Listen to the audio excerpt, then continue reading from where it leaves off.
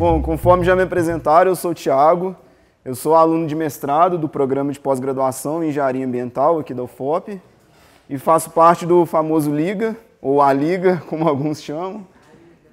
E hoje eu vou apresentar algumas questões, falar um pouco sobre algumas questões regulamentares e procedimentais sobre a municipalização do licenciamento. Inicialmente, eu dividi aqui em 3 marcos legais, vamos dizer assim, para tratar desses fundamentos do processo de municipalização. A gente teve a Política Nacional de Meio Ambiente, em 1981, que trouxe a estrutura do SISNAMA, o Sistema Nacional de Meio Ambiente, que é um sistema institucional que agrega os diversos órgãos dos 3 níveis da federação responsáveis pelo controle e fiscalização de atividades no território brasileiro, responsáveis também pela implementação da política ambiental. Os órgãos municipais, ou os órgãos locais, como é tratado no SISNAMA, eles foram previstos também estão incluídos na estrutura do SISNAMA, mas os municípios eles não foram colocados explicitamente como entes responsáveis pelo licenciamento na Política Nacional de Meio Ambiente. Inicialmente, ela trouxe apenas os órgãos estaduais como responsáveis pelo licenciamento ambiental. Depois, houve uma alteração para incluir o órgão federal, na forma do IBAMA, em caráter supletivo, e com a LC 140 abriu o leque também para os municípios. Então, lá em 1981, embora os municípios já tenham sido incluídos no SISNAMA, na estrutura do SISNAMA, eles não foram previstos explicitamente como órgãos licenciadores. Pois bem, depois a gente teve a Constituição Federal, em 1988, que trouxe o arranjo federativo do país. O país se organizou segundo um modelo federativo de cooperação, onde a gente tem diversas atribuições, diversas funções em diversas áreas de política que são compartilhadas entre os 3 entes da federação. Os municípios eles foram incluídos como um ente federativo e tem a sua autonomia, assim como a União e os estados. E dentro dessas áreas que são compartilhadas, essas áreas de competência comum entre os entes federativos, está a proteção ambiental, que ela figura lá no artigo 23 da Constituição Federal. É uma competência administrativa comum aos 3 entes federativos. A proteção ambiental é colocada de uma forma genérica, e a proteção ambiental ela se desdobra depois em diversas ações administrativas, entre elas o licenciamento. O artigo 23 da Constituição Federal exigia a regulamentação através de lei complementar. Então, apesar de ter já essa previsão, ainda havia necessidade de uma regulamentação, o que viria depois com a Lei 140 de 2011. Mas antes disso, a gente teve a publicação da Resolução 237 do CONAMA, que ela definiu os prazos e procedimentos para o licenciamento ambiental. Ela trouxe já um pouco do que era do conteúdo do decreto que regulamentou a Política Nacional de Meio Ambiente, e uma das coisas que ela fez que ainda não havia é a repartição de competências entre os 3 entes da federação em matéria de licenciamento. Então ela definiu o que era, quais licenciamentos eram de responsabilidade da União, quais do Estado e quais dos municípios.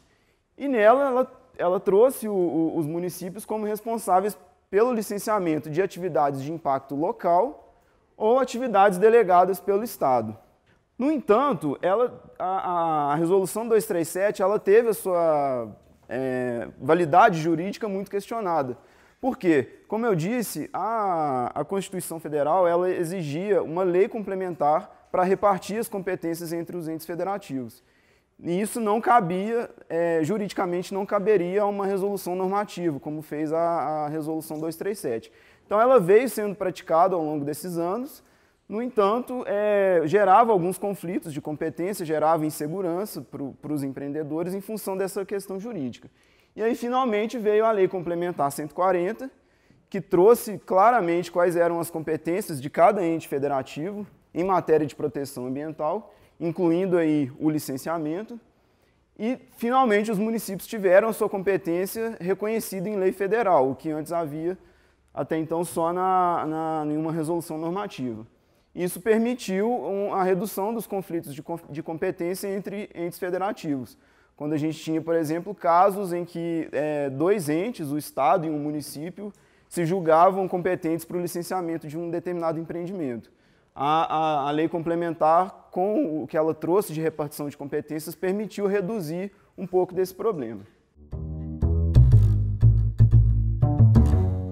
Na lei complementar, os municípios, ela trouxe, né, as ações administrativas dos municípios, no artigo 9º, e entre elas, entre diversas ações, está promover o licenciamento ambiental de atividades ou empreendimentos que causem ou possam causar impacto local, conforme a tipologia definida pelos respectivos conselhos estaduais de meio ambiente.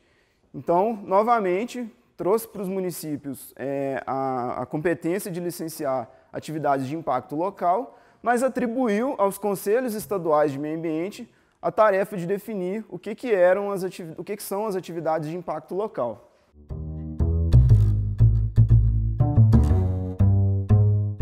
A partir dessa previsão de que os conselhos estaduais deveriam definir as atividades de impacto local, os estados, na figura dos conselhos estaduais, passaram a publicar, a regulamentar essa previsão da lei complementar. Então, isso se desdobrou principalmente em resoluções dos conselhos estaduais de meio ambiente, definindo as atividades de impacto local e os critérios que os municípios deveriam atender para assumir o licenciamento. O que a gente fez nessa pesquisa foi pegar cada regulamento, o regulamento de cada estado brasileiro e fazer uma análise de conteúdo deles. E foi feita uma análise de conteúdo orientada por 10 questões guia, né, que foram orientando essa análise. Em linhas gerais, a gente queria entender quais que eram os requisitos exigidos pelos estados para que o município assumisse o licenciamento, que tipo de atividade estava sendo transferida para os municípios e quais eram os procedimentos, como que era o monitoramento por parte do Estado, esse tipo de questão.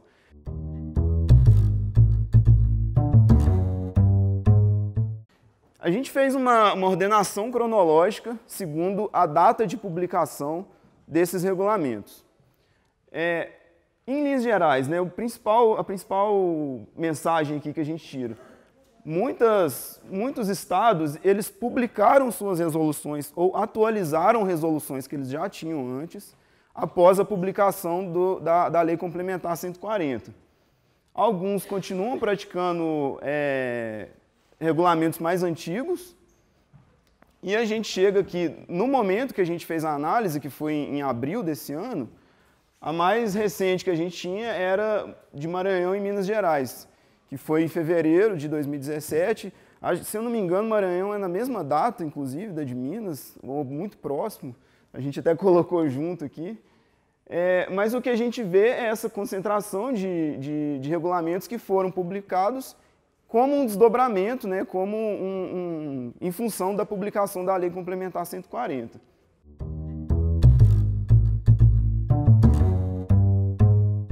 Todos os estados, à exceção eu não falei aqui, mas o único que a gente não encontrou foi o estado do Acre.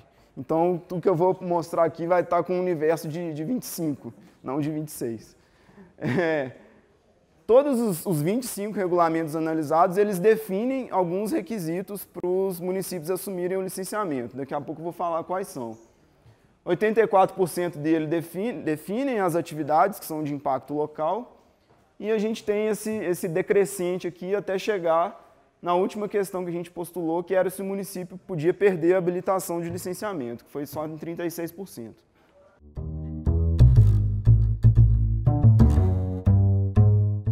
A gente encontrou um conceito para esse termo impacto local em 15 dos 25 regulamentos analisados. Como o conceito é colocado, redigido, varia um pouco de estado para estado, mas todos eles, desses 15, consideram que impacto local é um impacto que está restrito aos limites territoriais de um só município. Se extrapolar o limite territorial, não pode ser considerado impacto local. Então, assim, um conceito para orientar o que é um impacto local, mas que na prática é um pouco delicado, né, de operacionalizar isso, um pouco difícil. Só que aí tem alguns outros critérios que são levados em conta pelos estados para definir o que é impacto local. E um deles, que é muito interessante, que a gente encontrou em 6 regulamentos, que eles mencionam explicitamente que as atividades sujeitas à EIA-RIMA, que geralmente são empreendimentos mais complexos, não podem ser considerados de impacto local e, portanto, não podem ser licenciadas pelos municípios.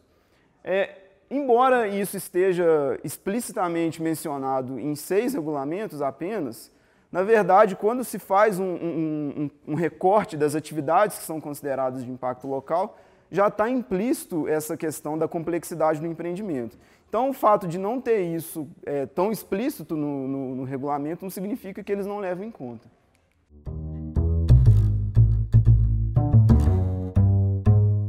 E aí eu trouxe aqui alguns recortes só para ilustrar como que é isso. No estado do Pará, por exemplo, as atividades aqui são classificadas em algumas tipologias. Eu trouxe aqui a de agricultura e pecuária.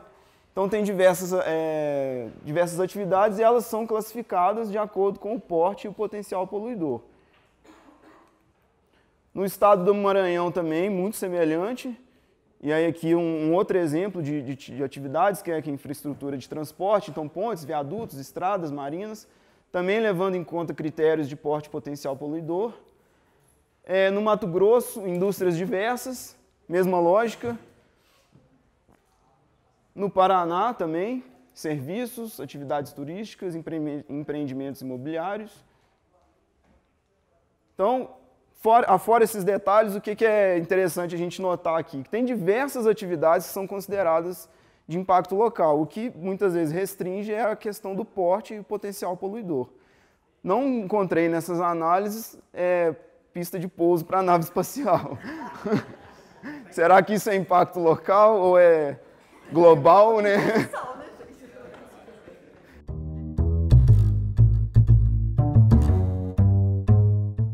Todos eles exigem, de alguma forma, órgão ambiental capacitado e Conselho Municipal de Meio Ambiente. E tem alguns outros requisitos que são exigidos, mas não em todos.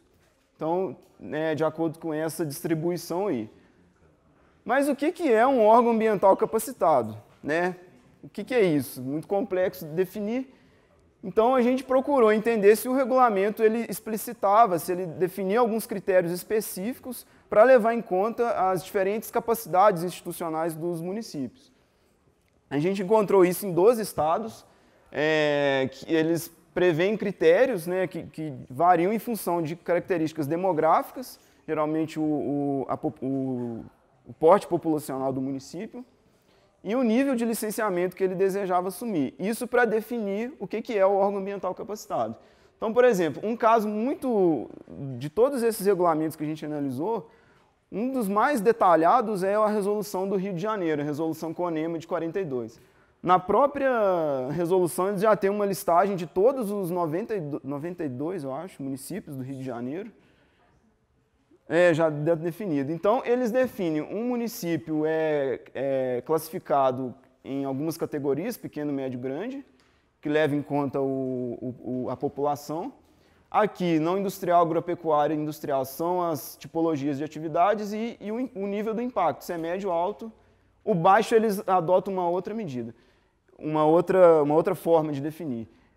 E aqui, em função dessas variáveis, eles definem o número de profissionais que é necessário em cada órgão de cada município. Então, tem a listagem, eu trouxe aqui só até Arraial do Cabo, mas tem lá de todos os municípios já previstos na resolução.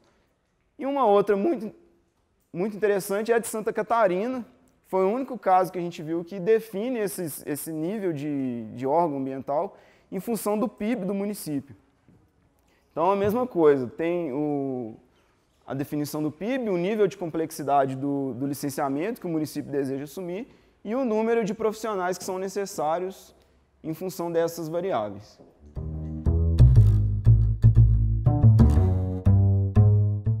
Outra questão, se o regulamento esclarecia os procedimentos administrativos para a habilitação dos municípios.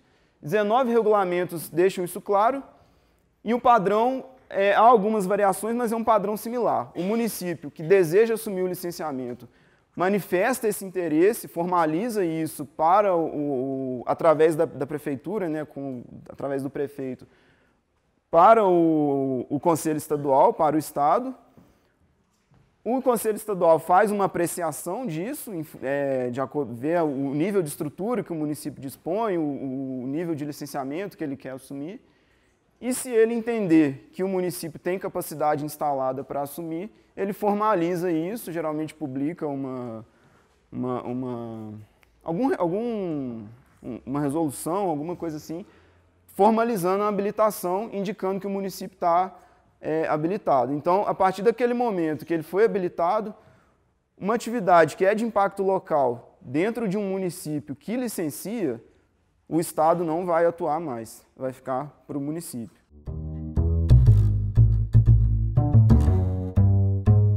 A gente encontrou isso em 16 regulamentos, prevendo a necessidade de que os municípios prestem informações ao Estado sobre as ações que eles vêm desempenhando.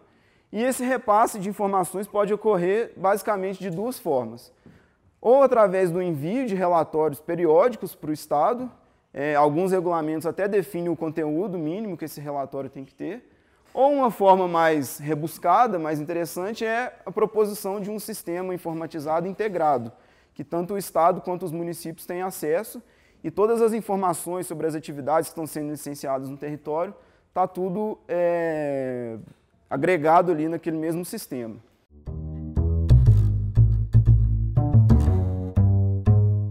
Isso foi encontrado em 18 deles, alguma forma de apoio à estruturação e capacitação dos municípios. Então aqui só alguns exemplos rápidos. Amazonas, cooperação técnica para capacitação, treinamento, organização das estruturas. No Ceará também, atuação subsidiária do Estado, apoiando o município. No Piauí, a mesma coisa, atividades de treinamento, capacitação. O município pode receber recursos do Fundo Estadual de Meio Ambiente.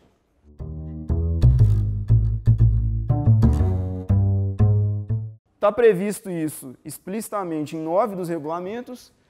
Alguns exemplos também rápidos. No caso do Amapá, eles preveem que o próprio município manifeste ao órgão estadual, ao Conselho Estadual, que ele perdeu a sua capacidade ou não está mais interessado em assumir o licenciamento, em realizar o licenciamento. No caso do Piauí, há uma avaliação a cada 3 anos que ela pode implicar na perda da habilitação. Em Rondônia, mesma coisa, o município pode ser considerado inabilitado se ele deixar de atender às condições previstas inicialmente.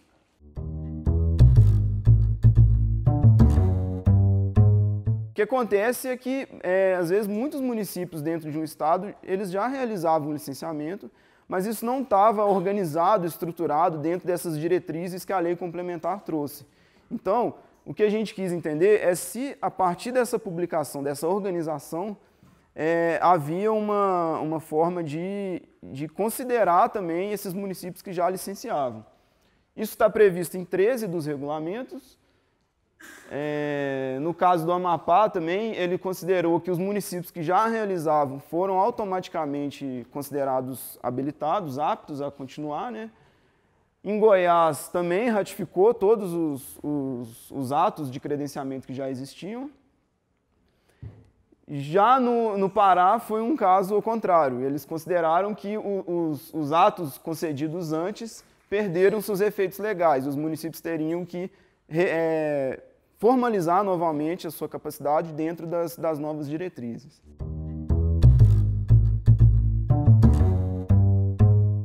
Até aqui, e foi falado também ontem durante as falas do Anderson, a gente está falando da competência originária dos municípios. O que é isso? São essas atividades de impacto local, o licenciamento delas, de fato, é uma competência municipal, é de responsabilidade dos municípios. Só que, historicamente, os municípios eles, não tinham estruturas de gestão ambiental para assumir, e isso ficou muito concentrado nos órgãos estaduais.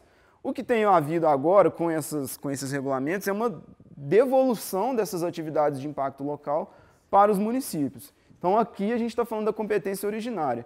Já a delegação de competência é quando a gente está tratando de atividades cujo licenciamento é de competência estadual, que às vezes até extrapolam o impacto local, mas o Estado, como uma forma de compartilhar a realização dessas ações administrativas, delega ao município o licenciamento de algumas dessas atividades. Isso está previsto em 13 regulamentos, eles dispõem sobre a delegação de competência. Aqui no exemplo da Bahia, ele pode obter através de convênio, e isso mediante o atendimento de requisitos definidos em norma específica. Já não são os mesmos, não seriam os mesmos requisitos do próprio regulamento. No Rio Grande do Sul também está previsto, depois o Rafael pode falar um pouco mais sobre isso para a gente.